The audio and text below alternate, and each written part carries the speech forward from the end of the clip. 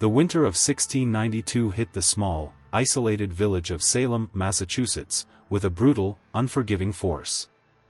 Deep snow drifts buried the crude wooden homes, cutting off the Puritan community from the rest of the world. Darkness fell early, and with the bitter cold came a suffocating atmosphere of dread. The Puritans who built this town were a deeply rigid, deeply paranoid people. They believed that the wilderness surrounding their settlement was the devil's territory, filled with hidden dangers, hostile native tribes, and unseen evil forces. Survival was a daily struggle. Fear was a constant companion. And in the dark, frozen months of early January, that fear materialized inside the home of the village minister, Reverend Samuel Parris. It began with two young girls, Parris's 9-year-old daughter, Betty, and his 11-year-old niece, Abigail Williams. In the quiet solitude of the parsonage, the girls began exhibiting horrifying, inexplicable behavior. They would suddenly scream in agony, throw themselves onto the hard wooden floor, contort their bodies into unnatural positions, and bark like wild animals. They claimed invisible needles were piercing their skin, and unseen hands were choking the breath from their lungs. Local doctors were summoned to the shivering house. They examined the weeping, thrashing children, unable to find any physical disease or medical explanation. Baffled and terrified, the village physician delivered a verdict that would ignite a firestorm across the colony. He declared that the girls were under a dark, supernatural curse. They were the victims of witchcraft.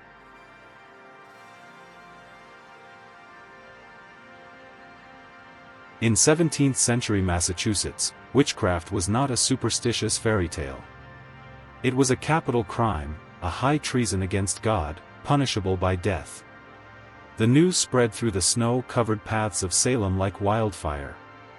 Neighbors gathered in hushed whispers outside the meeting house, looking over their shoulders with newfound suspicion.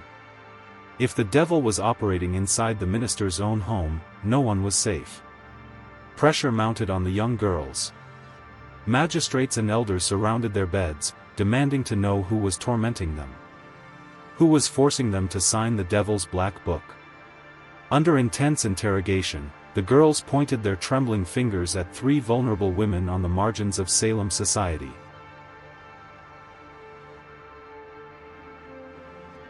The first was Tituba, an enslaved woman brought to Salem from the Caribbean, who had been telling the young girls folklore stories during the long winter nights. The second was Sarah Good, a destitute, homeless beggar woman known for muttering under her breath. The third was Sarah Osborne, an elderly, bedridden widow who had broken social norms by failing to attend church for years. These were easy targets. Outcasts with no power, no protection, and no standing in the pious community. On February 29, 1692, arrest warrants were signed. The iron chains were forged. The nightmare of the Salem witch trials had officially begun.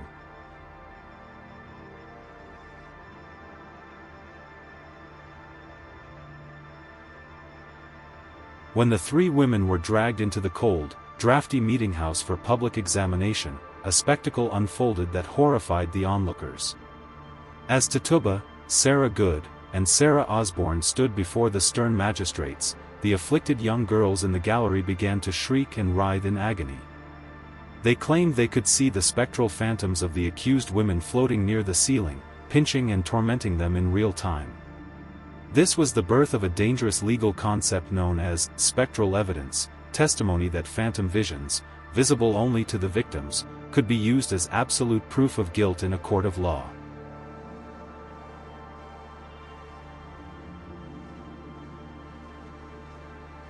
Sarah Good and Sarah Osborne fiercely proclaimed their innocence, begging for mercy. But Tituba, facing brutal beatings and knowing she had no defense, made a calculated decision that would change American history forever. She confessed. Tituba delivered a chilling, detailed story to the judges. She spoke of red cats, black dogs, and a tall man in dark clothes who came from the woods. She claimed the devil had forced her to harm the children. And then, she uttered the words that sealed Salem's fate. Tituba testified that she was not alone. She swore that there were other witches operating in Massachusetts, men and women of high standing whose names were written in blood in the Devil's Book.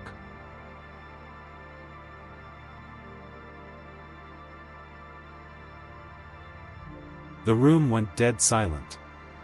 The paranoia was no longer contained to a few marginalized outcasts. The poison had spread.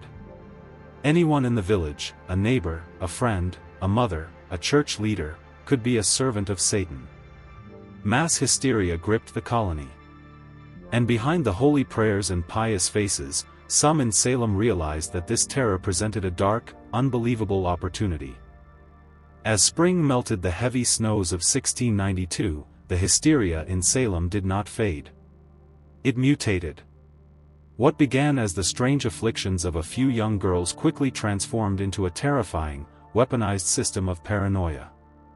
The accusations were no longer confined to the poor or the outcast. Suddenly, respectable church members, wealthy landowners, and prominent mothers were being dragged from their beds in iron chains. To understand how a civilized Christian community devolved into a killing field, one must look beneath the religious fervor to the bitter, hidden rivalries that had divided Salem for generations.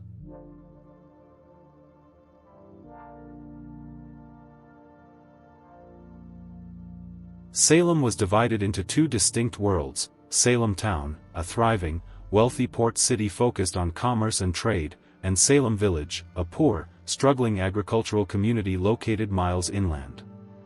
For years, deep resentment burned between the two settlements. The inland farmers felt exploited by the wealthy merchants on the coast. Internal disputes over property lines, church taxes, and inheritance divided neighbor against neighbor. At the center of this political divide was the powerful Putnam family. Stern, deeply conservative, and fiercely ambitious, Thomas Putnam was determined to control Salem Village. And as the witch trials escalated, historical records reveal a disturbing pattern: a massive percentage of the formal accusations came directly from the Putnam household.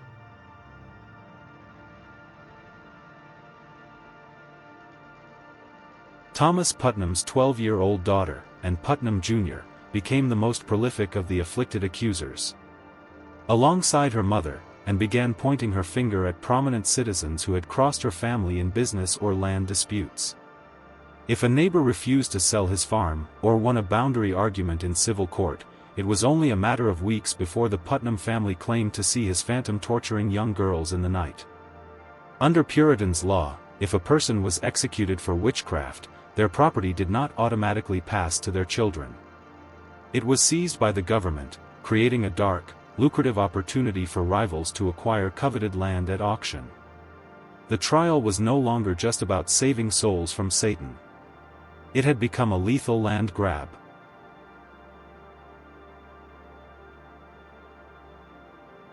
In March 1692, the community was rocked to its core when Rebecca Nurse was arrested. Rebecca was 71 years old, a deeply pious, beloved grandmother known throughout Massachusetts for her charity and faith. She was the matriarch of a respected farming family that had been involved in a long-standing land dispute with the Putnams. When constables arrived to chain the frail, elderly woman, shockwaves rippled through the colony. If Rebecca Nurse, a woman of spotless virtue and holy devotion, could be labeled a witch, then no human being in New England was safe.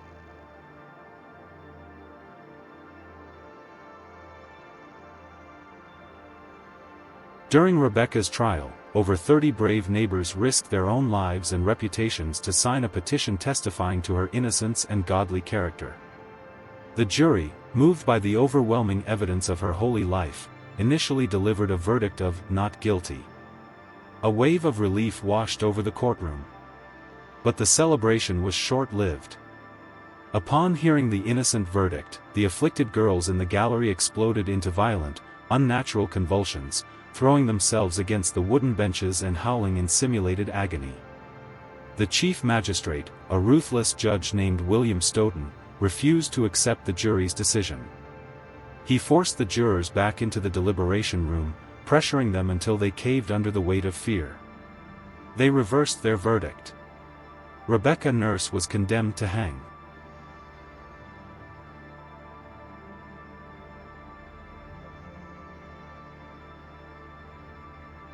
The jailhouses of Salem, Ipswich, and Boston were now overflowing with terrified prisoners. Over 150 men and women were crammed into dark, damp, subterranean stone dungeons. Conditions inside these cells were medieval. Prisoners were forced to pay for their own food, water, and even the heavy iron fetters bolted to their ankles. In the freezing cold and unsanitary filth, several prisoners, including infants born behind bars, died long before ever seeing a judge. The Court of Oyer and Terminer, a special court of hearing and determining, created specifically for the witch crisis, was set to begin its bloody work on Gallows Hill. The executioner was preparing his ropes. And Salem was about to witness a level of calculated cruelty that would haunt the American conscience forever. By June 1692, the wooden gallows standing atop a rocky, barren ridge known as Gallows Hill were ready. The time for examinations was over. The executions were about to begin. On June 10, Bridget Bishop, outspoken woman who ran local taverns and wore colorful clothes deemed immodest by Puritan standards, became the first person to walk up the steep path.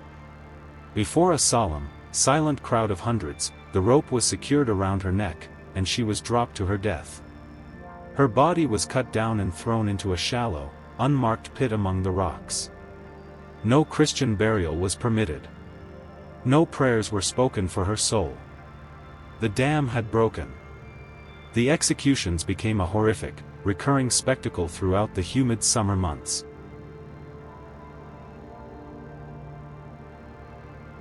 On July 19, 5 more innocent women were marched to Gallows Hill, including the frail, 71-year-old Rebecca Nurse and Sarah Good. Standing on the wooden cart beneath the gallows tree, Sarah Good was urged by a prominent minister, Nicholas Noyes, to confess her sins and save her soul from hell. Noyes shouted at her, calling her a liar and a witch. Sarah Good turned her eyes upon the minister and delivered a cold, prophetic curse that would echo through Massachusetts legend for centuries. She shouted back, "I am no more a witch than you are a wizard, and if you take away my life, God will give you blood to drink." Decades later, Minister Noyes would suddenly choke on his own blood, dying of an internal hemorrhage, a terrifying twist of fate that locals whispered was Sarah Good's final revenge.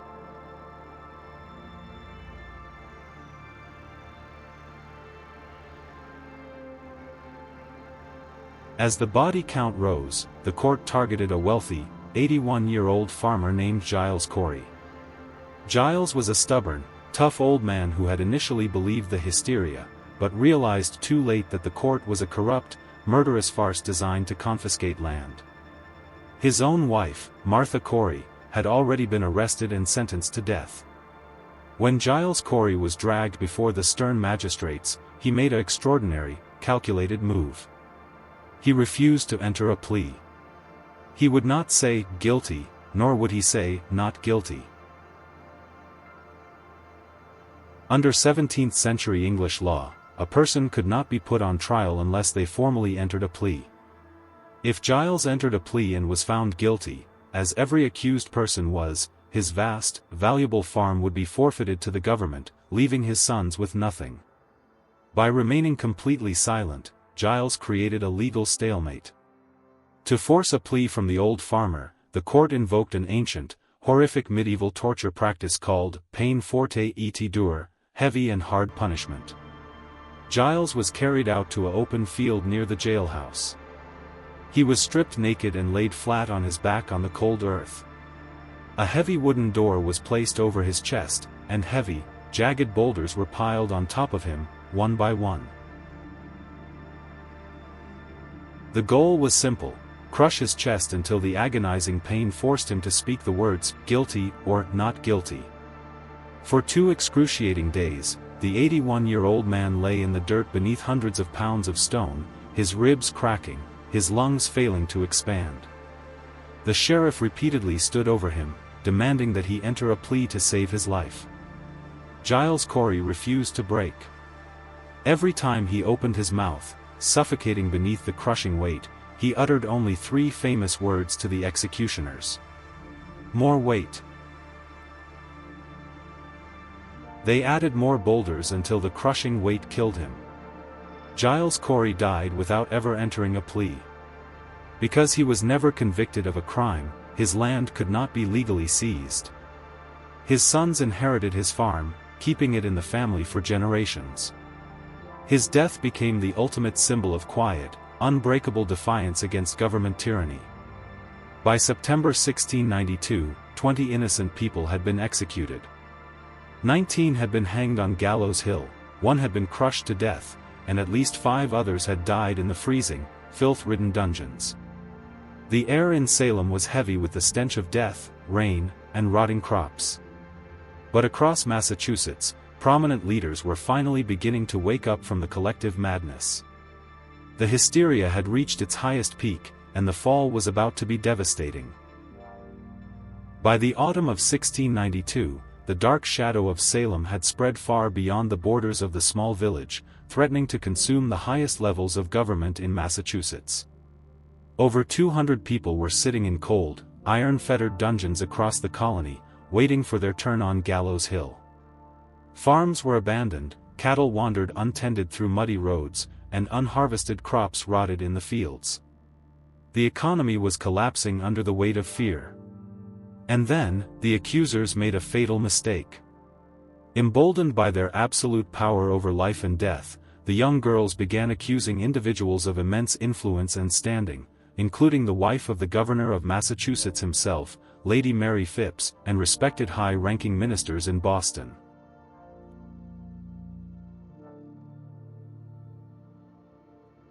The political elite, who had turned a blind eye while poor widows and helpless farmers were being hanged, suddenly realized that the fire had spread to their own doorsteps.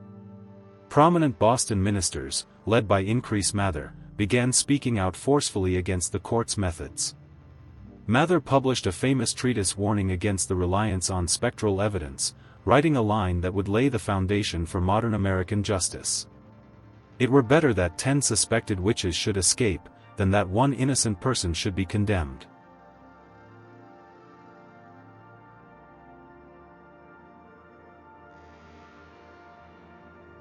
In October 1692, Governor William Phips stepped in to stop the slaughter. He issued an emergency executive order dissolving the court of oyer and terminer. He forbade any further arrests, banned the use of spectral evidence in court, and ordered the remaining prisoners to be released from the dungeons. The nightmare was officially over, but the scars left upon the colony would never heal. As the years passed, a profound, crushing sense of shame and guilt washed over Massachusetts. In 1697, the General Court declared an official day of fasting and public prayer to ask God's forgiveness for the tragedy of Salem. One of the chief judges, Samuel Sewall, stood before his congregation in Boston, publicly acknowledging his grave error and begging for mercy for his role in sending innocent people to the gallows. Years later, Ann Putnam Jr., one of the primary young accusers whose family had orchestrated so many arrests, stood before the church congregation. She issued a written confession, claiming she had been deceived by the devil, declaring, "It was a great delusion of Satan that deceived me in that time. I desire to lie in the dust, and to be humbled for it."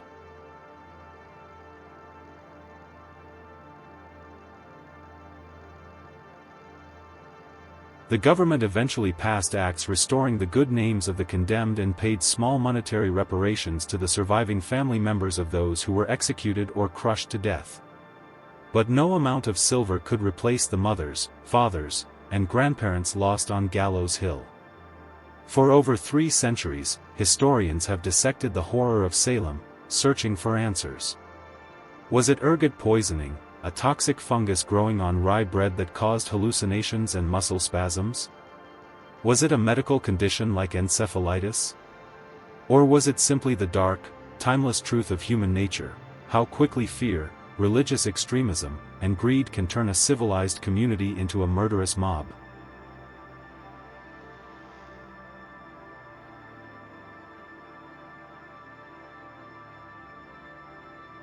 Today, Salem, Massachusetts, is known worldwide, its quiet streets haunted by the memory of 1692. A solemn stone memorial stands in the town, carved with the desperate, final words of those who refused to confess to a lie. 20 innocent lives were taken in the name of righteousness. A dark chapter carved deep into the foundation of American history. An eternal warning of what happens when fear replaces justice.